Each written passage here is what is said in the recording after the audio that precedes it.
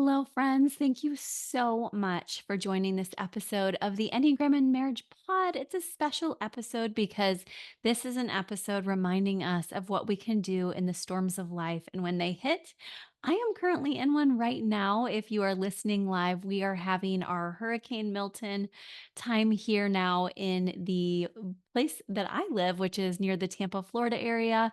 So I am pre recording this podcast in the time frame when my family and I are learning about the depths of the storm and before the storm hits, but also realizing that by now gas stations are at the place of no gas left and we have our gas, but we have our food, our water, and we're awaiting evacuation orders because we don't want the roads to get chaotic and also need to know because Wes is a first responder when to leave and how to leave responsibly if that's our route and all of the things that people go through about staying in community or going and trying to figure it out on the road. So we have done both. We have been in Florida for 13 years and we've never quite had a storm like this. So it really reminded me to just do a quick mini episode instead of our regularly scheduled episode with Christy Rolls. I can't wait to share that one with you next week. This one definitely feels more urgent right now. So I'm going to go through it really briefly. And at the end, I'm going to say a prayer. And I would love for you, if you're a person of faith, to also join me in those prayers. But the first things I want to do is to just remind all of us when we're going through the storms of life that we have to have a base of our values. And you're going to hear me talk through the instincts here because this is exactly what we need. But if you just go on instincts, it can be very selfish minded, and you don't want to let that happen. So, the first thing you need for rootedness is your value system to just remember that. If you're going through a storm, try to remind yourself what are the most important things for me to remember, not just personal survival, but my ethical code for being a human and knowing that there might be some things worth sacrificing in order to line up with what I truly believe and know to be true, which is loving others as yourself. So that's a good thing to always know whatever your storm is right now, if you're in one, or next time you have one, is to line yourself up with those values. Maybe it's a value of always keeping hope, or a decent amount of positivity, or kindness, because you know your temper can go awry. Or I always take deep breaths. That's one of my biggest values because it keeps me grounded. All of these are important. And if you don't know about your values, we have some episodes from this past August and even some handouts to really help you think through those values. And that has been already very helpful to me as I do these depths of considering staying and going.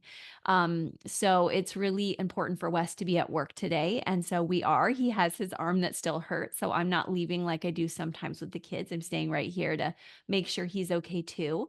And I think that you have to make sure that you cover yourself with your community and what the needs are there too, whatever you decide to do in times of strife. Now, after your values, I think in a moment of a storm, you do have to take inventory about your resources. You have to say, we need our shelter, our food, our money, our water. In my case right now, we needed gas. I got our tires filled up.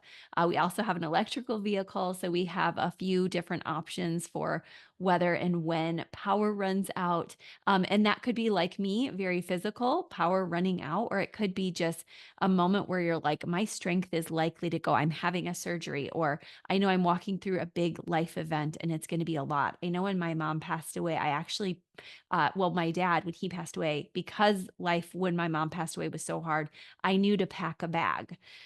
Similarly, in the hurricane, I also knew to pack a bag in case we needed to get out of here quickly. And sometimes just resourcing and knowing what you'll need is very important.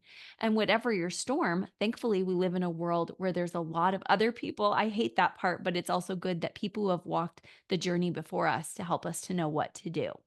So you need that bit of self-pres to say, I'm going to get my rest. I'm going to get my resourcing. I'm going to gather up whatever I need for this season of life. And you also need the depths with your people. So that's your next instinct kind of kicking in here, your one-to-one instinct. And that's where you let people know your deep thoughts about them, toward them, the love you have for them. Um, This morning, the kids and I just had a really nice deep time of prayer. And it was important and good for us to do that. We do that every Monday, but it was just a check around, hey, what's everybody's prayer request today? And of course, Melody had her wit about like, of course, it's going to be the hurricane. But it's something to just go there with your people, to just talk about it instead of skirting around the elephant in the room. What is it for you right now? Is there something obvious that you're not talking about with your family? And if so, be open about sharing in the appropriate ways and spaces. This is what we need prayer for. This is what I need prayer for. And it doesn't mean you're putting your adult burdens on kids, of course, but it does mean being a team with your family and especially with your partner to be honest and raw about where you're at so that you can cover each other with support as needed on that smaller level and friends and family too.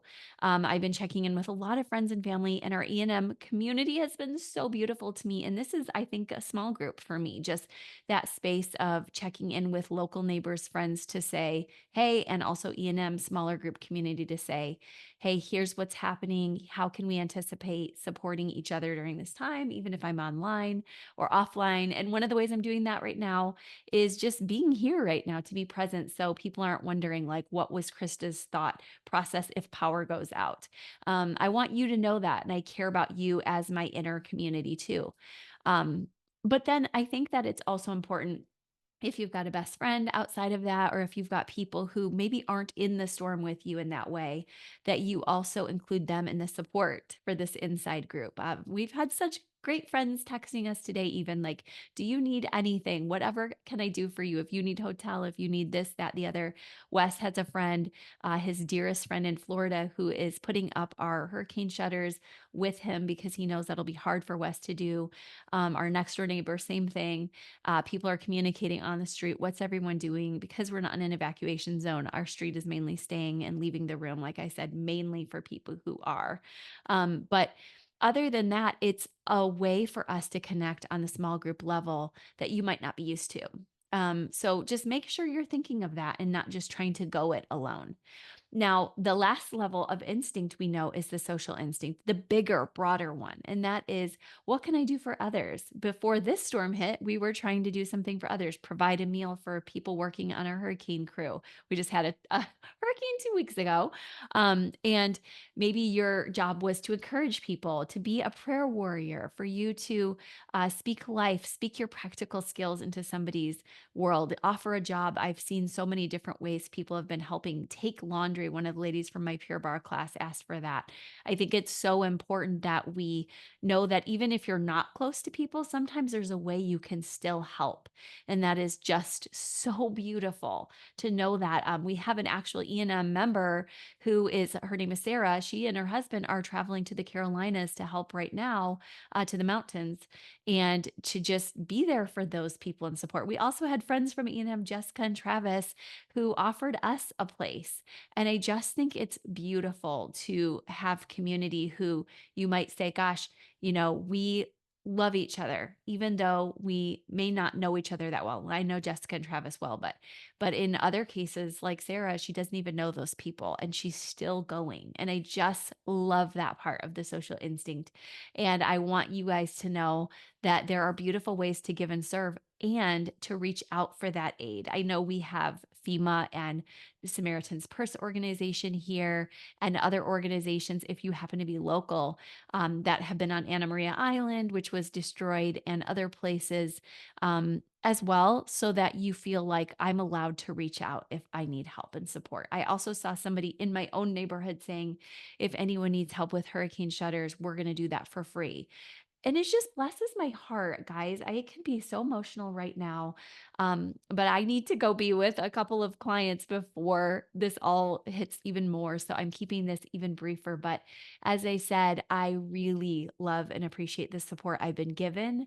My family feels loved and supported. Our kids are finishing out activities today, and we will be hunkering down or, if needed, evacuating. So we will talk to you on this podcast on Monday. If you're in my email community, I will share whatever I can to just keep you alerted. And if I don't have any internet, then I will talk to you as soon as I do.